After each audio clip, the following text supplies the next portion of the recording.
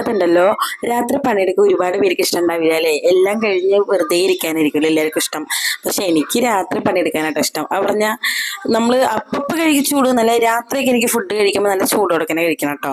അപ്പോൾ ഇന്ന് നമ്മുടെ സ്പെഷ്യൽ എന്താണെന്നറിയോ? നമ്മൾ ഇത്തിരി ഓലക്കൊടിയും മീനില്ലേ, നല്ല കഷ്ണം കഷ്ണമായ മീൻ കിട്ടിയിട്ടുണ്ട്. അപ്പം അത് നമ്മൾ കറി വെക്കുന്നുണ്ട്. അതുപോലെ അയില നമ്മൾ ഫ്രൈ ചെയ്യണമുണ്ട് കേട്ടോ. പിന്നെ ഇത്തിരി പയറ് തോരൻ. അപ്പം അതാണ് നമുക്ക് ഇന്നത്തെ സ്പെഷ്യൽ. അപ്പോൾ ചോറ് ഞാൻ നേരത്തെ വെച്ചിട്ടുണ്ടായിരുന്നു.